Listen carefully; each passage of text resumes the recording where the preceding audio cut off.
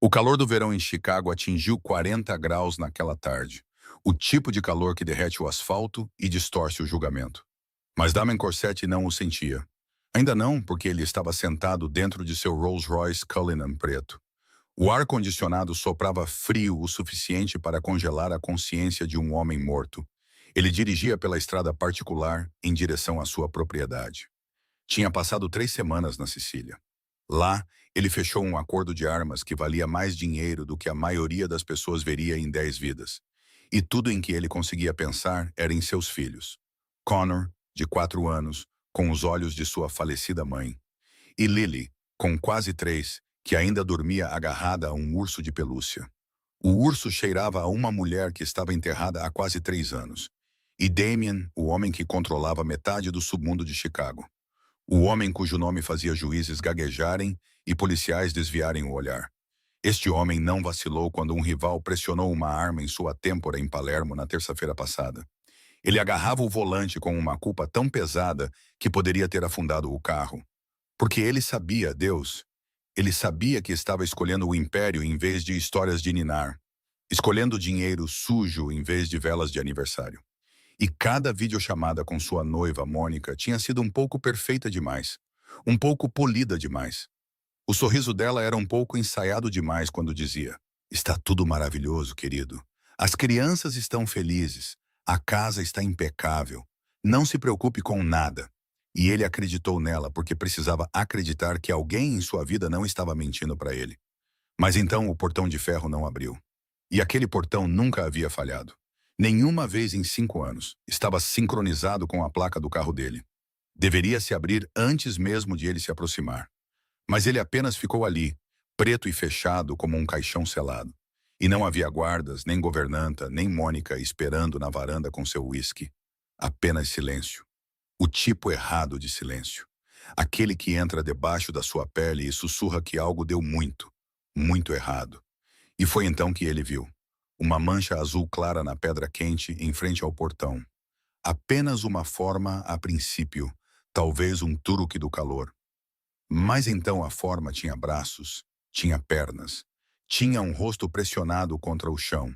E atrás daquela forma, duas pequenas figuras se abraçavam, como se o mundo já tivesse acabado. E ninguém lhes disse que podiam chorar alto novamente. E Damian Corsetti, o homem mais perigoso do meio-oeste, sentiu seu sangue virar gelo no meio de um dia de 40 graus. Agora, se esta história já fez seu coração disparar, me faça um favor e deixe o seu like com força para que mais pessoas possam ouvi-la. Compartilhe com alguém que precisa de uma boa história esta noite. E se você ainda não se inscreveu, inscreva-se e ative as notificações para nunca perder o que vem a seguir. Agora, vamos voltar àquele momento. Quando Damien desligou o motor, saiu para o calor escaldante e percebeu que as duas pequenas figuras atrás do corpo da mulher eram seus próprios filhos. E eles não estavam correndo em sua direção. Estavam se afastando, porque seu filho de 4 anos tinha acabado de levantar as duas mãos e sussurrar: "Por favor, não nos machuque. Nós vamos ficar quietos, nós prometemos." Damen correu antes que sua mente pudesse sequer dar a ordem às suas pernas. O instinto de um homem que sobreviveu 20 anos no submundo o impulsionava. Sua mão foi à cintura em busca de sua bereta, mas seus dedos encontraram apenas o couro frio de seu cinto, porque a arma estava guardada no compartimento secreto sob o banco do motorista. E a ausência dela o fez se sentir exposto pela primeira vez em tantos anos. Não por medo, mas porque ele não sabia quem era o inimigo aqui. Não sabia no que estava se metendo. Só sabia que seu filho estava parado no calor de 40 graus. Com os olhos de pequenos animais que apanharam tantas vezes que não sabem qual mão é para acalmar e qual mão é para atacar. Os joelhos de suas calças de terno sob medida tocaram a pedra escaldante. Ele se ajoelhou ao lado da mulher imóvel. E de perto, a cena era 10 vezes pior do que ele tinha visto do carro. Amy Dawson, a babá que ele conheceu apenas uma vez em uma entrevista há 3 semanas. Ela estava de bruços na rocha, seu uniforme azul claro com o colarinho branco agora amarelado de suor e poeira. Seu cabelo preto, emaranhado e grudado na testa. Seus lábios rachados e esbranquiçados, como se cada gota de água de seu corpo tivesse sido espremida dias antes. Sua pele estava vermelha e descascando nos ombros e braços. Tão queimada de sol que Damon podia sentir o calor irradiando dela quando pousou a mão em seu ombro. Mas o que fez seu estômago se contrair foram as mãos dela. Amy usava luvas de borracha amarelas, do tipo barato vendido em lojas de R$ 1. E quando Damian cuidadosamente puxou uma luva, o cheiro metálico de sangue velho e o odor forte de produtos de limpeza o atingiram ao mesmo tempo. A pele da palma da mão dela. Não era mais pele, mas carne vermelha viva, ulcerada, com bolhas abertas, feridas sobrepostas a feridas. Como se ela tivesse mergulhado as mãos em ácido todos os dias por semanas, com nada a protegendo, exceto aquelas luvas finas e inúteis. Damon pressionou 2 dedos no pescoço de Amy para encontrar seu pulso.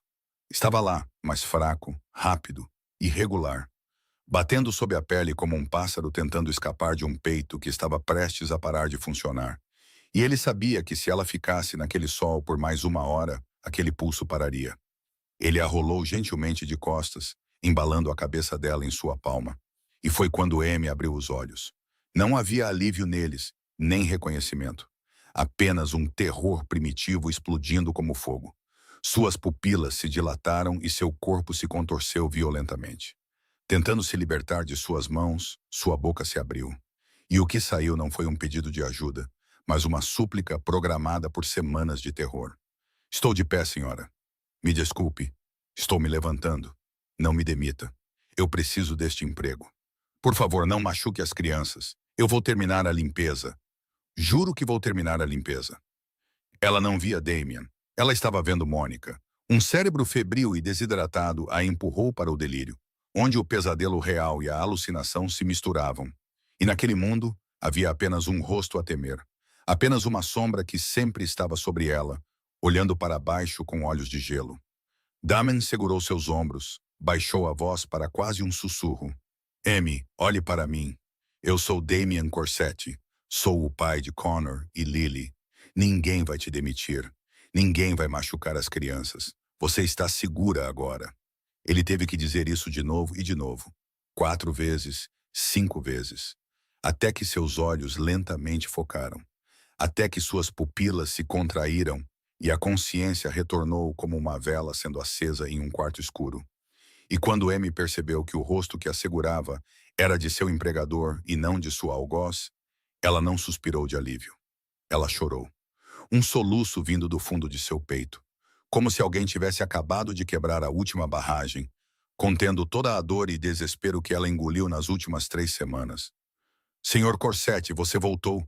Você realmente voltou. Ela disse, a senhora disse que você estava morto. Ela disse, que você foi morto no exterior e nunca mais voltaria para casa. Ela disse, nós fomos abandonados. Damian sentiu cada palavra como uma bala disparada a queima-roupa em seu peito. Mas ele não teve tempo para afundar em choque, porque seus olhos tinham acabado de captar algo que fez a raiva começar a ferver do fundo de seu estômago como dinamite. No pulso esquerdo de Amy, logo acima de onde seu pulso batia, havia um hematoma escuro em forma de 5 dedos, estampado claramente em sua pele. Não eram dedos de um homem, porque eram muito pequenos e finos, mas de uma mulher. E na borda de cada hematoma havia 4 arranhões vermelhos e profundos, onde unhas compridas haviam rasgado a carne. O tipo de unhas feitas meticulosamente em um salão de beleza. O tipo de unhas que Damian pagava para Mônica fazer toda semana. E ele soube naquele instante, ele soube. O monstro que havia feito tudo isso não era um inimigo de fora. Não era uma gangue rival. Mas a mulher que ele trouxe para sua própria casa. E a quem confiou a coisa mais preciosa que ele tinha neste mundo. Damian se levantou de um salto e correu de volta para o Rolls Royce, com as pernas de um homem correndo da morte, porque ele sabia que cada segundo que Amy e as crianças ficassem sob este sol era mais um segundo em que seus corpos desligavam uma função de cada vez. E quando ele abriu a porta traseira, o cheiro de couro premium e perfume caro de dentro o atingiu como um tapa. Porque aquele cheiro agora parecia podre. Fedia a luxo sem sentido. Enquanto seus filhos estavam com tanta sede que nem tinham forças para chorar alto. Sua mão mergulhou na mini geladeira embutida entre os 2 bancos traseiros. Seus dedos se fecharam em torno de 2 garrafas de água mineral importada. Garrafas de vidro pesadas, frias o suficiente para arder, cobertas de condensação que prometia vida. E ele as trouxe de volta como se estivesse carregando os 2 últimos tanques de oxigênio em um navio afundando. Ele caiu de joelhos na frente de Connor, girou a tampa. O chiado do gás escapando soou como uma explosão no silêncio sufocante da tarde, e estendeu a garrafa para seu filho. Mas Connor não a pegou. O menino olhou para a água com os olhos de alguém morrendo de sede, olhando para um riacho, sabendo que apanharia se ousasse beber. Suas pequenas mãos pressionadas firmemente contra as coxas, como se tivessem sido coladas ali. E da boca rachada e seca de um menino de 4 anos vieram as palavras que fizeram Damien Corsetti sentir o chão desaparecer sob ele. A água de garrafa é para gente bonita, papai. Nós estamos sujos. Tia Mônica diz que estamos sujos, então temos que beber a água da torneira lá fora. Mas a água da torneira é tão quente, papai. Queima as mãos. Lily queimou a língua uma vez, e eu tenho medo de deixar Lily beber mais. Damien ouviu cada palavra e sentiu sua raiva deixar de ser fogo e se transformar em algo mais frio, mais denso, mais perigoso. A fúria de um homem que decidiu que alguém vai pagar. E esse pagamento não é mais uma questão de se, mas uma questão de quando e como. Ele pousou a mão na nuca de Connor, gentil, e olhou diretamente nos olhos de seu filho com um olhar que ele lutou para manter suave, mesmo enquanto uma tempestade o assolava. Escute-me, Connor. Você não está sujo. Você é meu filho. Tudo o que eu tenho é seu. Ninguém pode te impedir de beber água. Ninguém neste mundo pode te proibir de nada. Beba. O menino o observou por mais um segundo. Então a sede venceu o medo. Sua pequena mão tremeu ao se fechar em torno da garrafa. E quando seus lábios tocaram a borda, quando a água fria desceu por sua garganta queimada, Connor fechou os olhos e soltou um pequeno som. Um som de alívio. De um corpo recebendo de volta o que lhe foi negado por tanto tempo. E então ele bebeu como se tivesse medo que alguém a arrancasse dele. Bebeu até engasgar e tossir.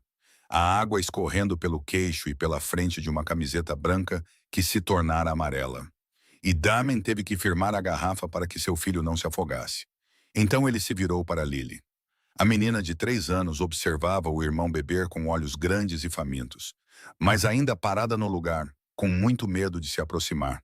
E quando Damien tocou a garrafa nos lábios de sua filha, Lily deu um pequeno gole, depois parou, depois deu outro.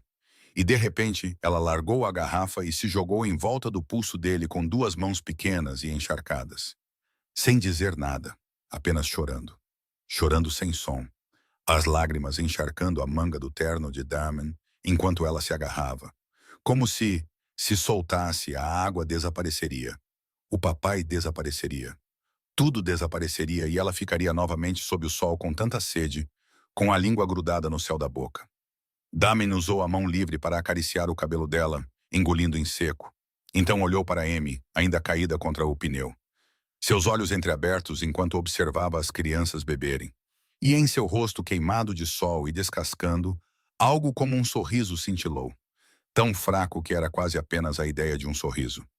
Ele abriu a segunda garrafa, levantou gentilmente a cabeça dela e levou a água aos seus lábios. Mas Amy virou o rosto, sua mão com a luva amarela empurrando fracamente seu braço. Sua voz era um fio fino prestes a se romper. Não, por favor, não. Mônica conta as garrafas toda noite.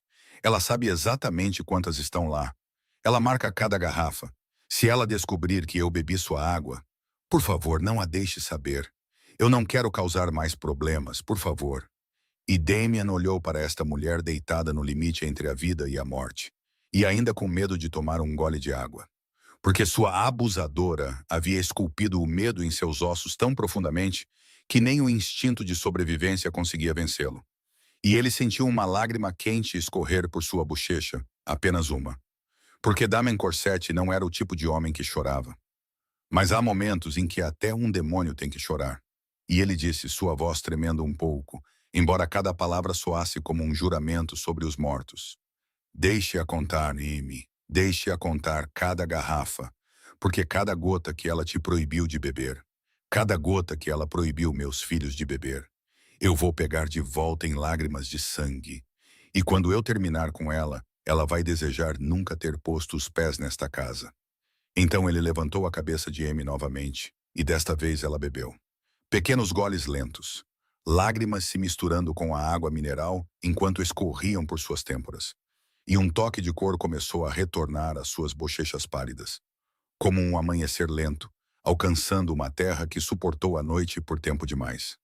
Quando Amy terminou de beber e sua respiração começou a diminuir de um ofego irregular para algo mais uniforme, ainda fraco, mas mais estável, Damen se virou para seus dois filhos e se sentou na pedra escaldante na frente deles. Não mais de joelhos, mas sentado baixo, para que seus olhos estivessem no mesmo nível que os deles. Porque ele entendeu por instinto que o que eles precisavam agora não era de um pai grande pairando sobre eles, mas de alguém que pudesse se sentar no mesmo nível e ouvir.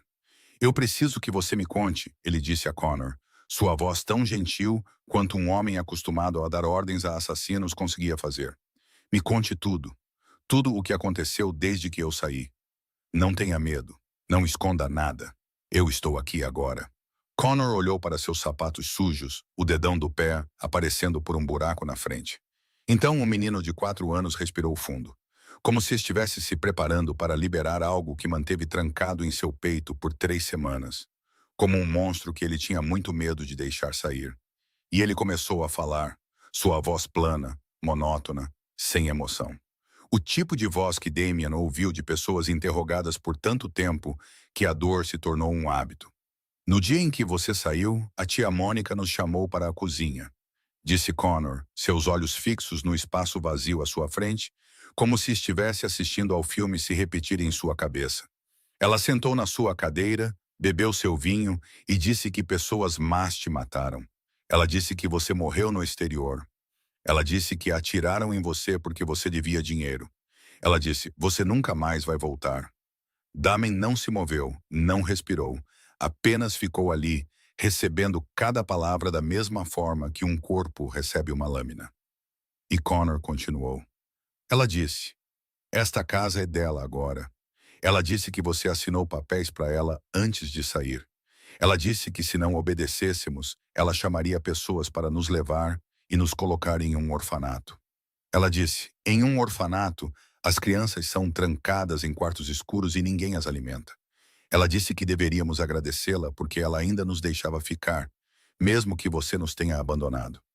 Cada frase de Connor era uma bala perfurando a armadura que Damien construiu ao redor de seu coração por 20 anos. E ele teve que cerrar a mandíbula para manter o rosto calmo na frente das crianças. Porque ele sabia que se deixasse a fúria fervendo dentro dele transparecer, eles o temeriam da mesma forma que temiam Mônica. Mas a mão que repousava em seu joelho se fechou com tanta força que seus nós dos dedos ficaram brancos. Então Lily falou. E o que saiu da boca daquela menina de 3 anos quase matou Damen Corsetti na hora. Lily não conseguia contar em linha reta como seu irmão, porque ela ainda era muito pequena. Suas palavras eram quebradas e emaranhadas, mas essa quebra fazia cada uma doer 100 vezes mais. Tia Mônica chutou meu urso, disse Lily, sua mãozinha agarrando a barra da camisa de Connor. O urso da minha mamãe. Ela o chutou para fora, e então ela disse... Lily parou, seu lábio inferior tremendo. Ela disse que a mamãe me odeia. Ela disse que a mamãe me odeia, por isso a mamãe morreu. Ela disse que a mamãe me deixou porque eu sou má. Damien sentiu o mundo inclinar. Sua mão se esticou para agarrar a lateral do Rolls Royce atrás dele apenas para manter o equilíbrio, porque seus joelhos haviam perdido toda a força. E naquele momento, ele não era um chefe da máfia. Não era o homem que controlava metade do submundo de Chicago.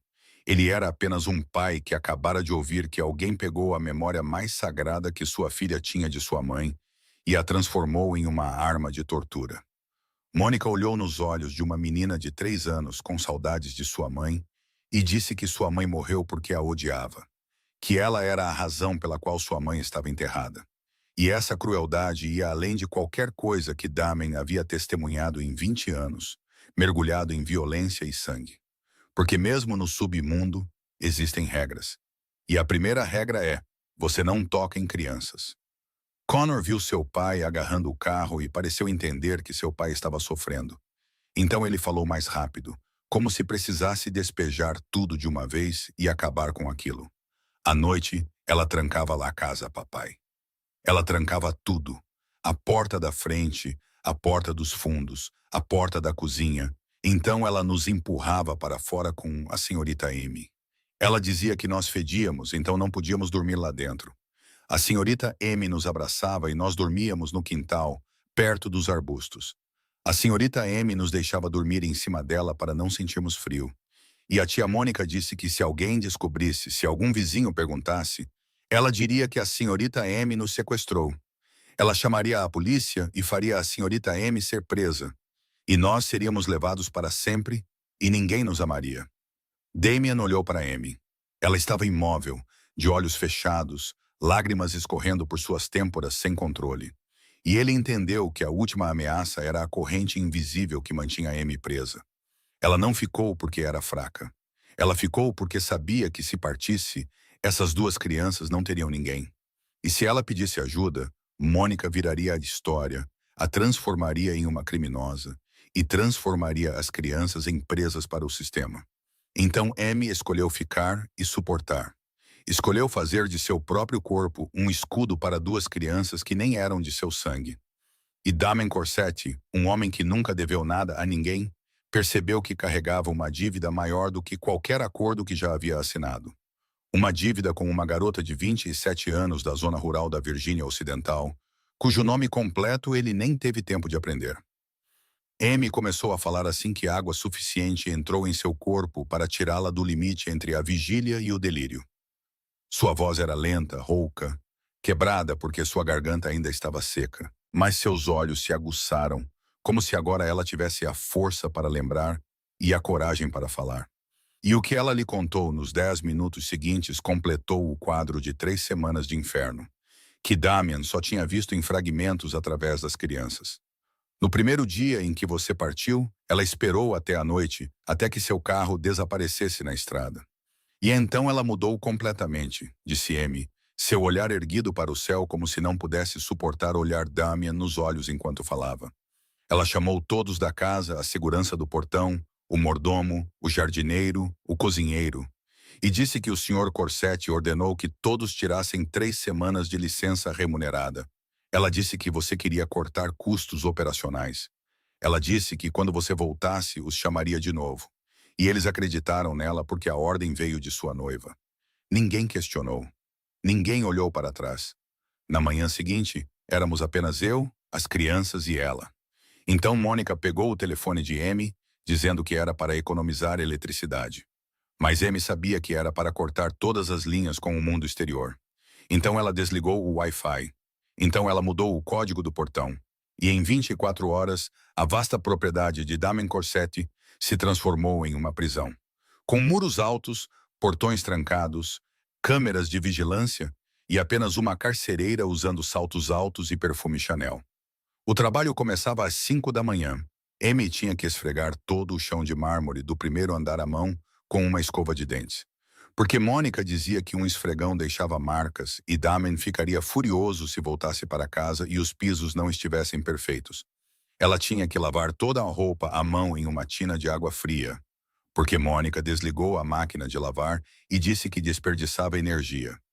Ela tinha que cozinhar 3 refeições por dia para Mônica, mas não podia se sentar à mesa. Não podia comer a mesma comida. Amy e as crianças comiam as sobras que restavam depois que Mônica terminava. Ou o que quer que Mônica jogasse fora porque não lhe agradava.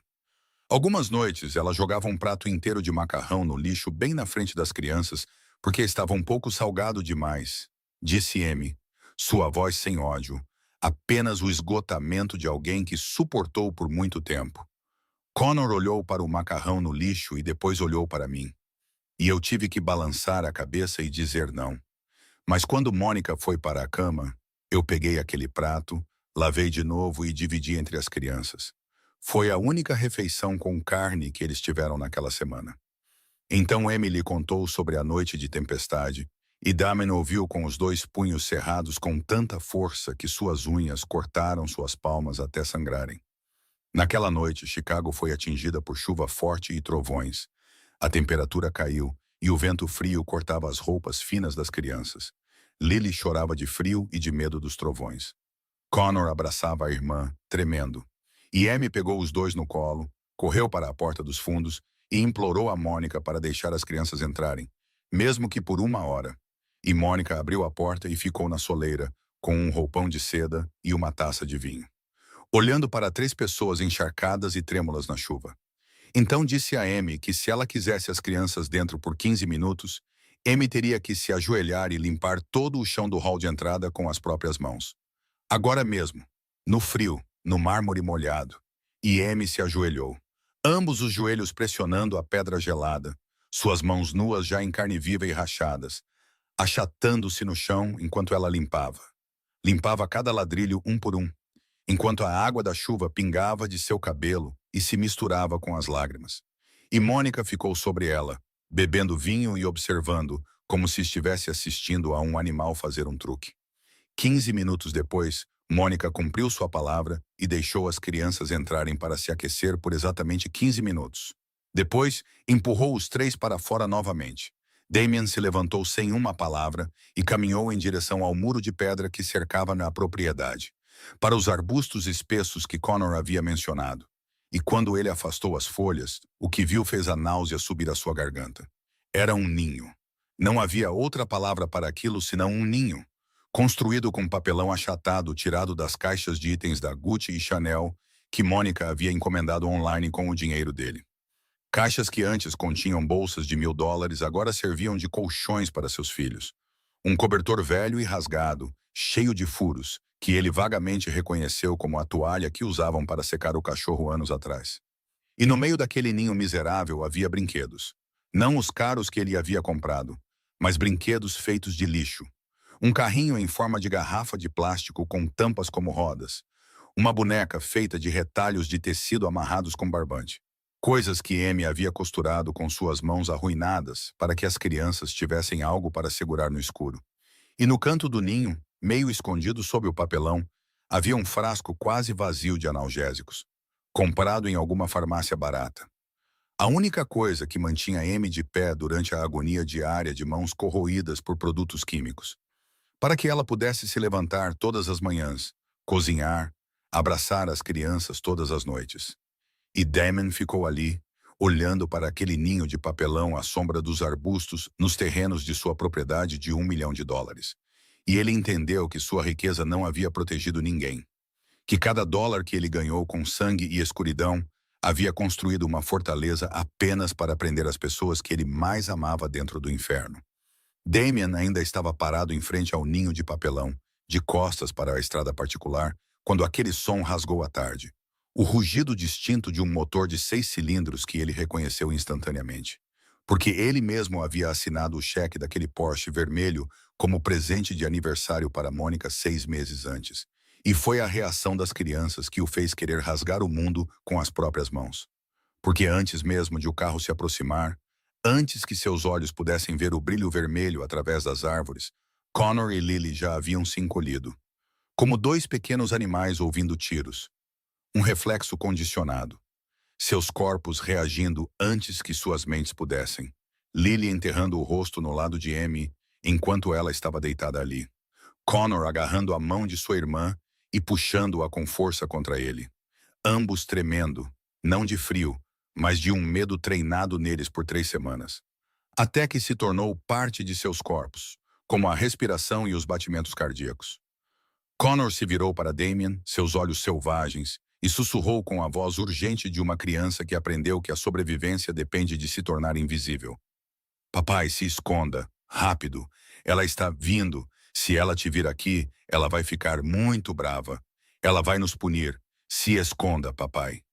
Damien olhou para seu filho de 4 anos, implorando para que ele se escondesse de uma mulher que seu próprio pai havia trazido para sua casa. E aquele olhar selou o último vestígio de sentimento que ele tinha por Monica Ashford. Ele não se escondeu. Ele se agachou ao lado de Amy e das crianças, virando as costas para a entrada. Baixou a cabeça para que seu rosto ficasse sombreado pelo cabelo bagunçado. A camisa social branca, agora manchada de sangue e sujeira, fazendo-o parecer não diferente de um morador de rua sentado entre os desesperados no portão. E ele queria que fosse assim. Ele queria que Mônica não o reconhecesse. Ele queria ver o verdadeiro monstro por trás da máscara que ela usava sempre que estava na frente dele. Ele queria ouvir a voz real, ver os olhos reais e deixar aquele monstro se enforcar com a própria corda. O Porsche vermelho contornou a última curva da estrada particular e freou bruscamente no portão, ao lado do Rolls-Royce que Mônica ou não notou ou não se importou em notar. Reggaeton pulsando de dentro enquanto a porta se abria. Aquele som tão brutalmente errado contra a miséria no portão. E Monica Ashford saiu como se estivesse andando em um tapete vermelho, um vestido de seda creme abraçando seu corpo. Óculos de sol Chanel cortando metade de seu rosto e uma bolsa Hermès sob o braço. Cabelo loiro enrolado em ondas perfeitas, unhas frescas, longas e afiadas, pintadas de vermelho. E ela estava rindo, rindo ao telefone com a risada de alguém que não tinha ideia de que seu mundo estava prestes a desabar. Ai, meu Deus, amiga! Aquele spa particular na Gold Coast foi insano. Minha pele está lisa como a de um bebê. E então eu passei na Cartier e comprei um anel para mim como um presentinho. Você tem que se mimar, porque ninguém mais vai fazer isso. Hihi, espere. Tenho que desligar. Tem um lixo acumulado na frente do meu portão de novo. Aquela babá provavelmente está fazendo outro show. Te ligo mais tarde. Beijo. Ela encerrou a chamada, deslizou os óculos de sol Chanel pelo nariz e seus olhos azul gelo varreram a cena no portão com o olhar de alguém olhando para lixo. Não para pessoas, não vendo sofrimento, nem desidratação, nem duas crianças magras e trêmulas. Apenas a bagunça em sua propriedade. Pelo amor de Deus, isso de novo! Gritou Mônica, sua voz afiada como uma faca cortando o ar da tarde. Rosário ou Amy, ou seja lá qual for o seu nome, você pode me explicar por que eu saio por 3 horas e volto para te encontrar fingindo de morta aqui? Eu te pago para limpar o chão, não para tirar uma soneca no meu portão como um gato de rua. Então os olhos de Mônica se fixaram nas crianças. E esses dois animais selvagens, olhem para vocês, sujos como cães. Quantas vezes eu disse para não virem ao portão? Querem que eu chame os Dobermans dos vizinhos para lhes ensinar uma pequena lição sobre disciplina? Connor apertou a mão de Lily, nenhum dos dois ousando respirar muito alto. E Damon ficou sentado ali, ainda de costas para Mônica, absorvendo cada palavra como se estivesse gravando evidências. Então Mônica ouviu as costas imundas de sua camisa, e sua voz mudou de raiva para desprezo. E quem diabos é este? Seu namorado do interior ou algum irmão bêbado rastejando de algum buraco para pedir comida? Estou contando até 3. Se ele não sair da minha propriedade, vou chamar a polícia. E você sabe a quem a polícia por aqui obedece. Saiam. Todos vocês, saiam. Esta é a minha casa. Mônica ainda estava gritando para as costas silenciosas do homem estranho quando seus olhos, treinados para caçar marcas de grife, captaram um brilho que não pertencia ali. Aos pés de Lily, meio escondida atrás do vestido imundo da criança, havia uma garrafa de água mineral. Não do tipo comum de supermercado, mas uma garrafa de vidro cilíndrica e pesada com um rótulo prateado. Mônica conhecia melhor do que ninguém, porque as contava todas as noites. A água mineral norueguesa que Damon mantinha apenas na geladeira do carro e em seu escritório. A água que ela passou a ver como sua, porque tudo que pertencia a Damien, ela agora reivindicava como seu. E no momento em que percebeu que aquela garrafa estava aos pés da criança que ela chamava de verme, os últimos resquícios de pretensão civilizada se desprenderam do rosto de Mônica como tinta descascando no fogo. O que é isso? Gritou Mônica, sua voz subindo uma oitava enquanto o controle se quebrava. Seu dedo laqueado de vermelho apontando para a garrafa como se fosse uma prova criminal. Essa é a minha água. Quem disse que você podia tocar na minha água? Essa água custa $50 a garrafa. $50. É para pessoas, não para vermes. E antes que alguém pudesse reagir, Mônica avançou. Não andando, mas atacando. Seus saltos vermelhos brilhantes batendo na pedra como tambores de guerra. E ela balançou a perna e chutou a garrafa com toda a força de sua fúria mesquinha. A ponta de couro italiano de um sapato que valia mais de $1000 esmagando o vidro e a mãozinha que Lily havia enrolado ao redor da garrafa ao seu lado. O chute foi tão forte que a garrafa voou, atingiu o muro de pedra e explodiu em 100 cacos. O som do vidro se quebrando ecoou como um tiro na tarde silenciosa. Mas esse som foi instantaneamente engolido pelo grito de Lily. Um grito de rasgar os pulmões de uma menina de 3 anos. Enquanto a dor atravessava seus pequenos dedos esmagados entre o salto e o vidro. E quando Lily levantou a mão, o sangue já escorria de 2 dedos. Vermelho vivo contra a pele pálida e azulada pela fome. Pequenas gotas caindo na pedra quente e evaporando quase que instantaneamente. Connor gritou, "Lily!" e agarrou a mão da irmã. Seus olhos se voltaram para Mônica com um olhar que nenhuma criança de 4 anos deveria ter. O olhar de puro ódio. Mas ele não ousou dizer nada, porque 3 semanas o ensinaram que abrir a boca só piorava tudo. Mônica não parou. A raiva de ter sua propriedade violada a transformou em algo não mais humano. Ela se virou para o homem que ainda estava sentado ali de costas. Ainda sem reagir. Mesmo ao choro da criança. E aquele silêncio a enfureceu mais do que qualquer resposta poderia. "E você, seu pedaço de merda surdo-mudo!" rugiu Mônica, e então deu um chute no meio de suas costas. O salto cravando em sua lombar. Não forte o suficiente para ferir, mas forte o suficiente para transmitir desprezo. O tipo de chute que as pessoas usam para espantar um cachorro de rua de uma calçada. Então ela agarrou o ombro de sua camisa imunda e puxou. "Vire-se e olhe para mim quando estou falando. Lixo. Quem diabos você pensa que é, sentado na minha propriedade?" E o homem se virou. Não porque Mônica o puxou. Não porque ele estava com medo. Ele se levantou por conta própria, devagar. Cada parte dele se desdobrando como um predador acordando. Joelhos se levantando da pedra, costas se endireitando centímetro por centímetro, ombros se alargando. Sua sombra crescendo e crescendo pelo chão até engolir a de Mônica. 1,95 m, de pé sobre ela com o sol do fim da tarde batendo direto em seu rosto. E aquele rosto estava sujo. Uma marca seca de lágrimas em sua bochecha. O sangue de M manchado na gola e no peito de sua camisa branca. Poeira em sua testa. Mas aqueles olhos negros estavam limpos. Limpos de uma forma aterrorizante.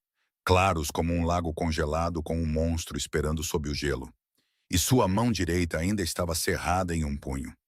O anel de sinete de ouro branco gravado com o C maiúsculo da família Corsetti brilhando na luz. O anel que Mônica via todos os dias há 2 anos. O anel que ela beijou e chamou de nosso símbolo de poder. E em sua bochecha esquerda, a leve cicatriz em forma de crescente brilhava. A lembrança de uma guerra de rua de 20 anos atrás que ela uma vez traçou com o dedo e disse que o deixava sexy. Mônica congelou. Congelou no sentido mais verdadeiro. Cada parte de seu corpo parou de uma vez.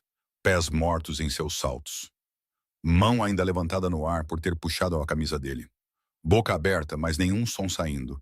Apenas uma pequena respiração aguda, como se o ar tivesse sido sugado da sala. E em seus olhos azul gelo, havia apenas uma coisa refletida agora. Damen Corsetti, olhando para ela. E em seu olhar negro, não havia raiva quente, nem gritos, nem emoção caótica. Apenas a quietude de uma sentença já proferida. O olhar que os homens reconheciam no momento em que se sentavam em frente a Damian, em uma sala trancada, e chamavam por um único nome, o último olhar.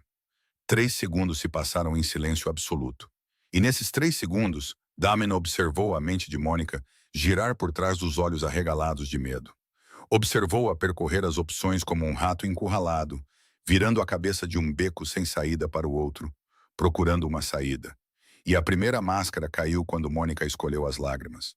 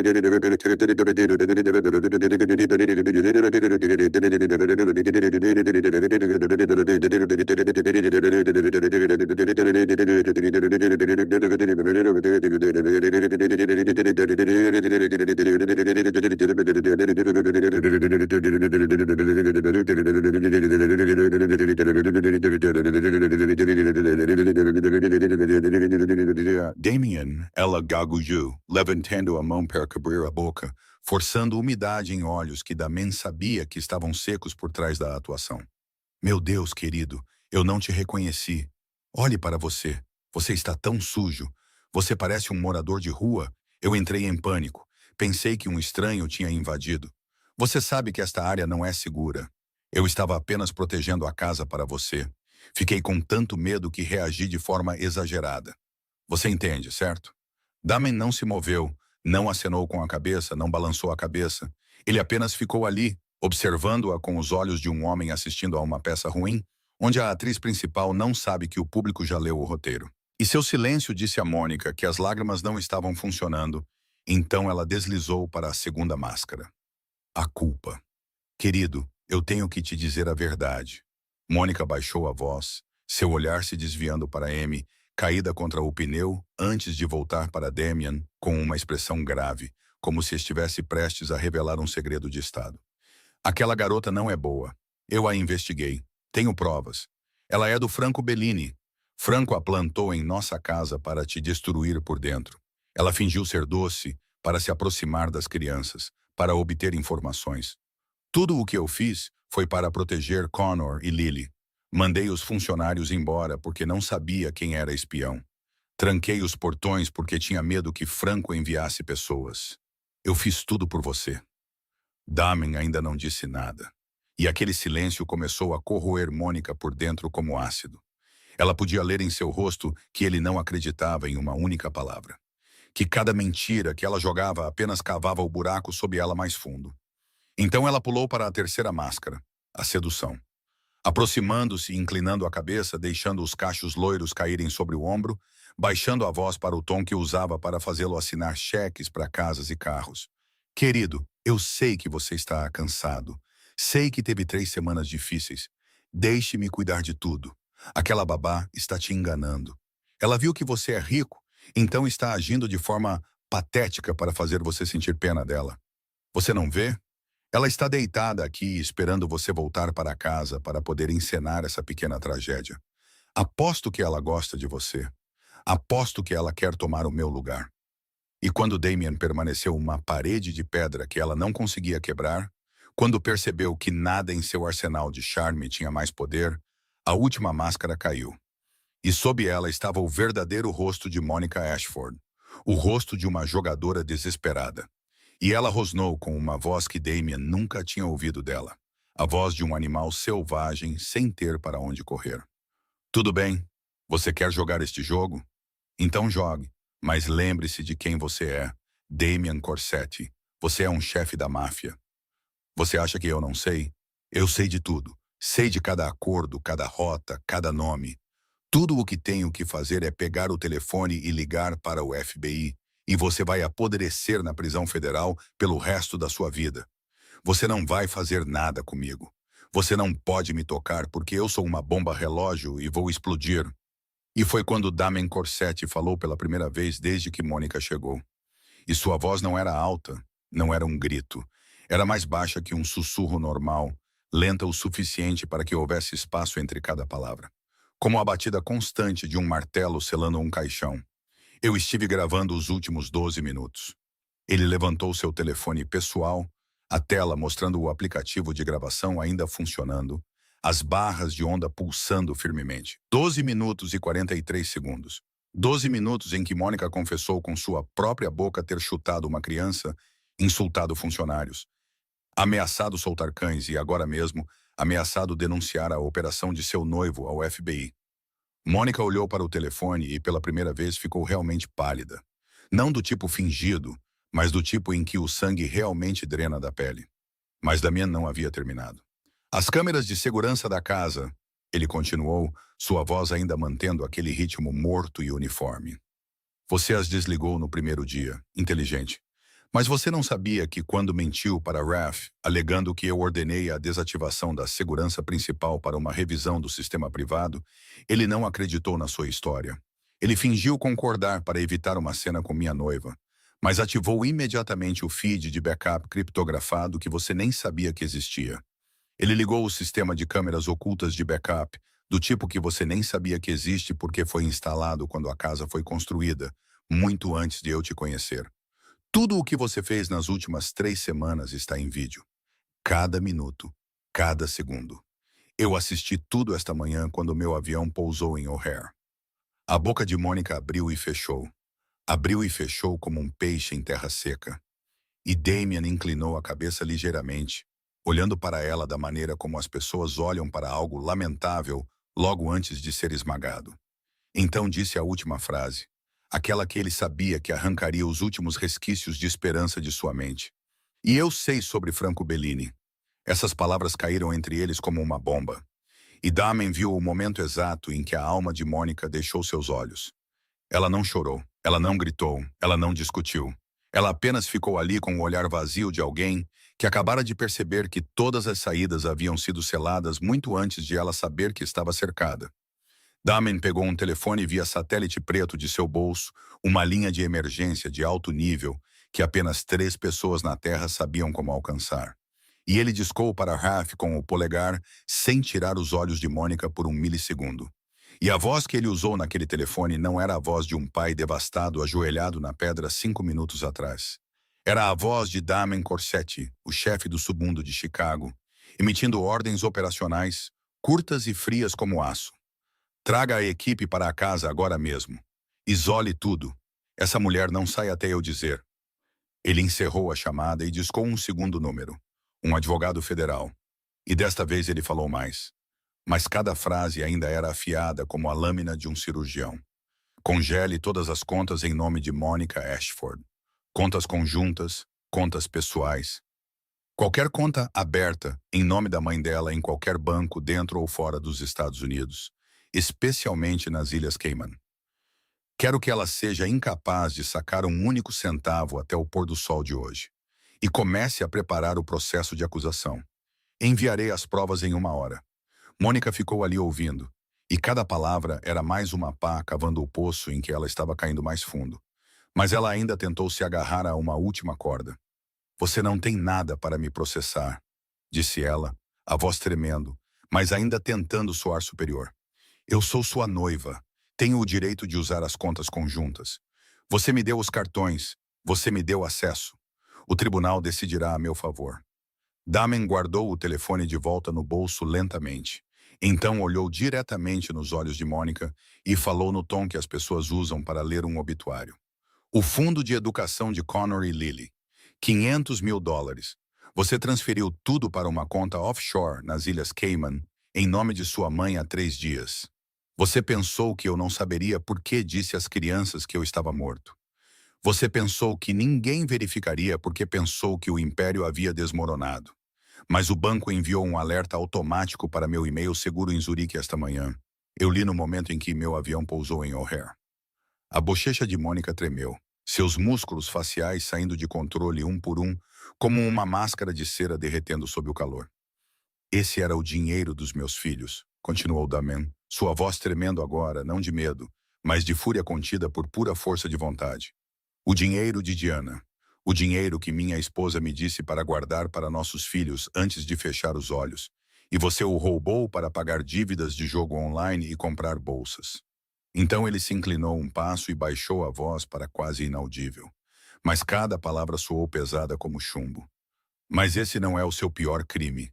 Seu pior crime é que você vendeu as informações da minha rota de transporte para Franco Bellini por $200.000. E foi quando Mônica desabou. Não lentamente, mas como um prédio com suas fundações arrancadas. Seus joelhos batendo na pedra, suas mãos aparando seu peso, sua cabeça se curvando. Todo o glamour, toda a arrogância, cada máscara caindo, até que ela era apenas uma mulher no chão. Percebendo que havia cometido um crime capital no único mundo ao qual sempre quis pertencer. Porque no submundo, vender informações a um inimigo é traição. E a traição acarreta apenas uma sentença. Uma sentença que não precisa de juiz ou júri. Por favor, ela soluçou. E desta vez, as lágrimas eram reais. Porque eram as lágrimas de alguém prestes a morrer implorando para viver. Por favor, Franco me forçou. Eu não tive escolha. Eu devia dinheiro de jogo. Franco veio até mim. Eu estava com medo. Eu te amo. Eu fiz tudo porque te amo. Damian olhou para a mulher ajoelhada aos seus pés.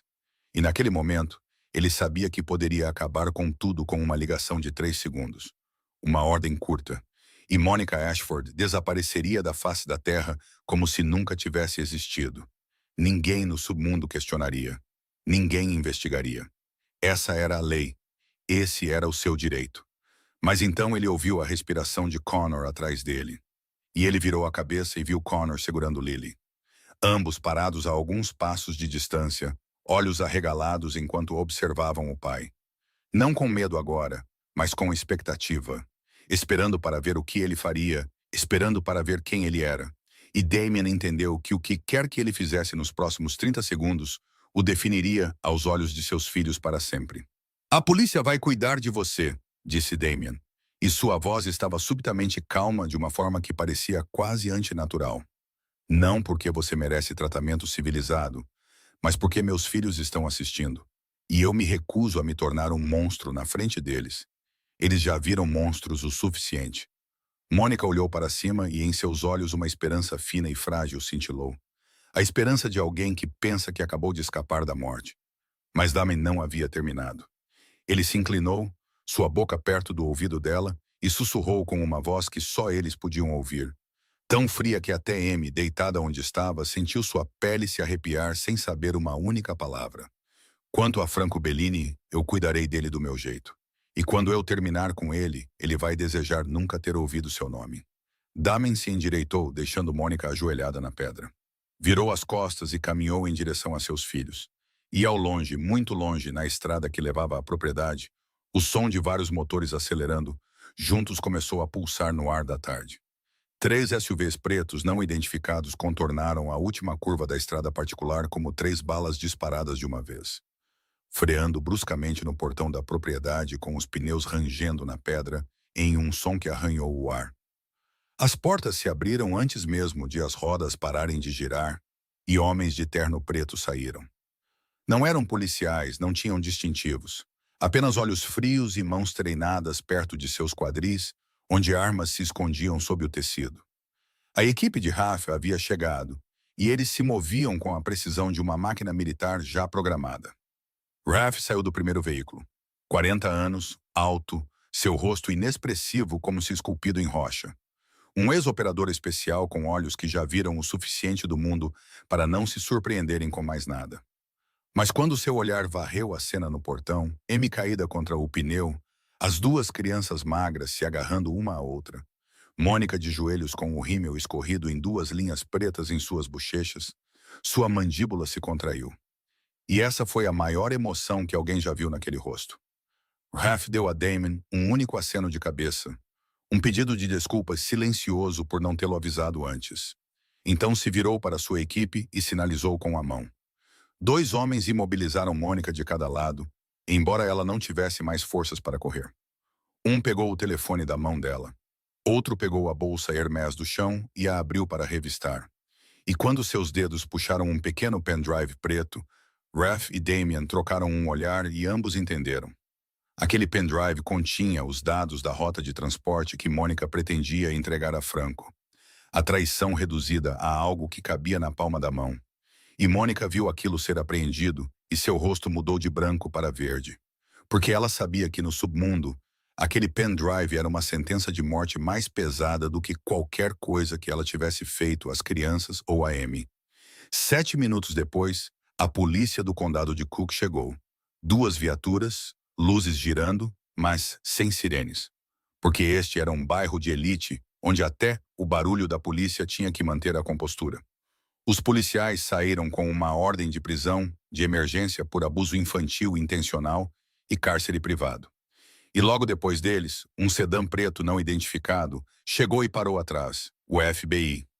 2 agentes federais saindo com os rostos duros de pessoas que estavam ali para lidar com fraude financeira interestadual e lavagem de dinheiro internacional. E Damian observou a linha de forças se posicionar em seu portão com a expressão de um homem que arranjou cada peça no tabuleiro antes que o oponente percebesse que estava jogando. Os policiais do condado de Cook se aproximaram de Mônica conforme o procedimento. Ordenaram que ela se levantasse com as mãos para trás. E quando as algemas de aço frio clicaram em seus pulsos, aquele pequeno som metálico soou nos ouvidos de Mônica como a tampa de um caixão se fechando. Seu vestido de seda creme agora amassado, empoeirado e manchado de grama verde nos joelhos.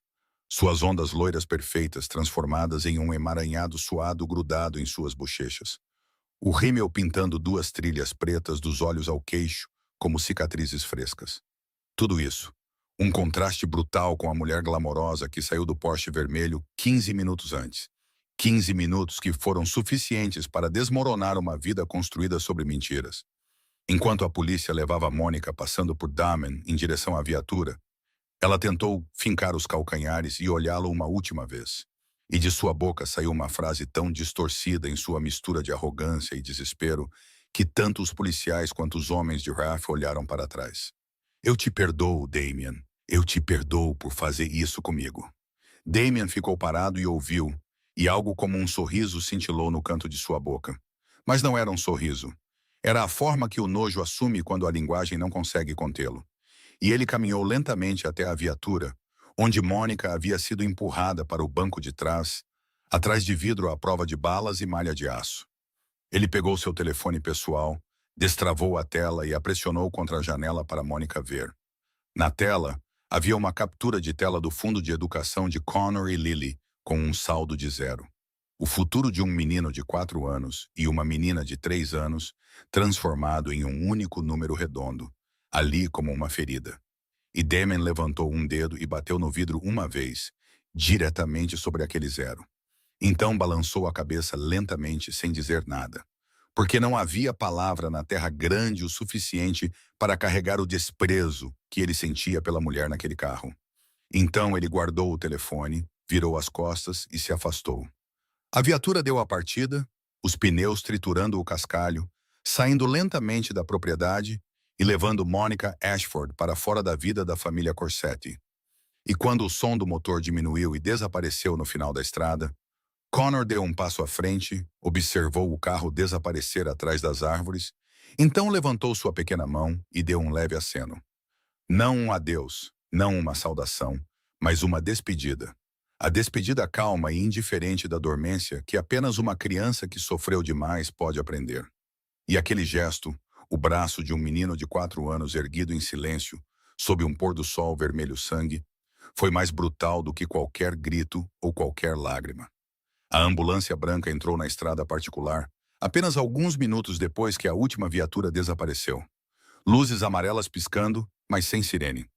E quando parou no portão, dois paramédicos saltaram com uma bolsa médica laranja e correram direto para onde Amy estava caída contra o pneu do Rolls-Royce. E a partir do momento em que começaram a avaliação, seus rostos profissionais mudaram. Não pânico, porque eles foram treinados para não entrar em pânico, mas uma gravidade súbita na maneira como se olharam e assentiram, como se falassem com os olhos que este caso era pior do que pensavam. O mais velho, um homem de cabelos grisalhos e mãos firmes, ajoelhou-se ao lado de Amy. Mediu sua pressão arterial, verificou seus olhos, apontou uma pequena lanterna em suas pupilas. Então se virou para Damien, que estava atrás dele, e falou rápido, mas claro. Senhor, ela está moderadamente desidratada. A pressão arterial dela está baixa. A frequência cardíaca está anormalmente alta. Ela tem queimaduras de primeiro grau nos ombros e braços, e suas mãos estão gravemente infectadas. Estou vendo pus na ferida da palma da mão direita. Ela precisa de antibióticos intravenosos imediatos e monitoramento hospitalar. Se essa infecção se espalhar para o sangue, estamos falando de sepse. E aí as coisas ficam muito mais complicadas. Damen assentiu. Levem-na agora. Mas quando os paramédicos se curvaram para levantar Amy para a maca, ela acordou assustada e usou a última força que restava em seu corpo exausto para se sentar. Mãos enfaixadas agarrando a borda da maca, balançando a cabeça com força, com o rosto de alguém pronto para rastejar para fora se fosse preciso. Não, eu não posso ir. Eu não posso, disse Amy, sua voz fraca, mas tão firme que ambos os paramédicos pararam e se olharam incertos. Quem vai dar o jantar para as crianças? Connor não come vegetais a menos que alguém os pique bem pequenos e misture no macarrão. Lily não bebe leite a menos que esteja aquecido na temperatura certa e mexido com uma colher de pau, não uma colher de metal, porque ela tem medo do gosto. Eles não conseguem comer sozinhos. Eles vão chorar. Vão pensar que eu os abandonei também. Damen ouviu Amy listar os hábitos alimentares de seus filhos. Pequenos detalhes que ele, o pai deles, nem sabia. Que Lily temia o gosto metálico de uma colher. Que Connor só comia vegetais quando eram picados e escondidos no macarrão. E cada detalhe era mais uma prova de quem realmente criou seus filhos nessas últimas 3 semanas. Não seu dinheiro, não seu poder. Mas a mulher em uma maca de emergência com as mãos apodrecendo por produtos químicos, que ainda estava preocupada com o tipo de colher que seu filho usava. Ele se aproximou, sentou-se na beira da maca, encontrou os olhos de Amy e falou com uma voz que nunca usara com ninguém além de seus filhos. Uma voz sem autoridade, apenas honestidade. Amy, eu mesmo vou dar o jantar para eles. Vou picar os vegetais e misturá-los no macarrão para o Connor. Vou aquecer o leite para a Lily e mexer com uma colher de pau. Eu prometo. Eu sou o pai deles e esta noite vou fazer o trabalho que deveria ter feito há muito tempo. Vá para o hospital. Deixe que eles te tratem. As crianças estão seguras comigo. Amy olhou para ele, seus olhos procurando os sinais reveladores de uma mentira no rosto deste homem. Porque ela foi enganada por 3 semanas até não confiar em mais ninguém.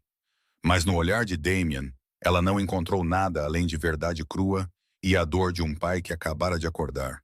E ela lentamente se deitou na maca e se entregou. Mas antes que os paramédicos pudessem colocá-la na ambulância, Amy estendeu a mão enfaixada e agarrou o pulso de Damien, apertando com força suficiente para que ele pudesse sentir o calor da febre através do tecido. E ela disse, sua voz pequena como um sopro, mas cada palavra clara e pesada com o peso de uma vida oprimida. Eu tenho medo de uma coisa, Sr. Corsetti. Tenho medo de que, quando eu for embora, você acredite mais nela do que em mim. Porque ela é bonita e eu não sou. Ela é rica e eu sou pobre. Ela fala bonito e eu só sei me ajoelhar e esfregar o chão. Pessoas pobres sempre perdem, Sr. Corsetti. Eu vi isso a minha vida inteira. Pessoas pobres sempre perdem, mesmo quando estão dizendo a verdade. Damien fechou a mão sobre a dela, com cuidado para evitar as feridas, e disse apenas 4 palavras. Mas essas 4 palavras foram mais pesadas do que qualquer juramento que ele já havia feito em 20 anos no submundo. Hoje não. Hoje os bons vencem. Amy sustentou seu olhar por mais um segundo e então o canto de sua boca se ergueu. Tão leve, tão fraco, mas era um sorriso, O primeiro sorriso que Damen viu em seu rosto desde que a encontrou inconsciente no portão. E não era um sorriso de alegria. Era um sorriso de paz. De alguém que correu uma maratona pelo inferno e finalmente teve permissão para parar. A maca rolou para dentro da ambulância. As portas começaram a se fechar. E antes que os painéis de metal se fechassem completamente, Damen se virou para o paramédico e falou em um tom que não permitia discussão. Leve-a para o Northwestern Memorial, quarto VIP. Os melhores médicos que o hospital tem. Dermatologia, doenças infecciosas, nutrição, saúde mental, tudo, sem limite de custo. Fature em meu nome e diga ao hospital que ela é da família. A palavra família pairou no ar da tarde depois que as portas da ambulância se fecharam, pesada e real de uma forma que nenhum contrato de negócios que Damen já havia assinado fora. E enquanto a ambulância se afastava com suas luzes amarelas piscando fracamente contra o pôr do sol, Damen observou até ela desaparecer. Então se virou para seus dois filhos parados ao seu lado, sujos e magros. Mas pela primeira vez em 3 semanas, seus olhos não estavam com medo. E ele se abaixou, levantou Connor em um braço e Lily no outro, ergueu os dois, sentindo como seus corpos magros eram leves contra seu peito. Então se virou e entrou na casa que ele iria retomar da escuridão hoje. A porta da frente da mansão se abriu e uma onda de ar frio do sistema central correu sobre as 3 figuras sujas como um abraço. Mas Damen não sentiu conforto, apenas náusea ao cruzar o limiar da casa que ele chamava de lar apenas algumas horas atrás. Porque tudo lá dentro ainda estava impecável. Os pisos de mármore polidos até brilhar, lustres de cristal cintilando, flores frescas arranjadas em um vaso baccarat. Nem um grão de poeira. E essa perfeição agora parecia batom pintado em um cadáver. Porque ele sabia que aquele chão brilhante havia sido esfregado com as mãos arruinadas de Amy e uma escova de dentes. Aquele vaso havia sido preenchido enquanto seus filhos estavam com tanta sede que não tinham mais lágrimas. A limpeza deste lugar foi paga com o sangue e o suor dos inocentes. Ele levou as crianças direto para a cozinha, colocou-as na ilha de mármore, abriu a geladeira e o que viu o fez se segurar na porta para se apoiar.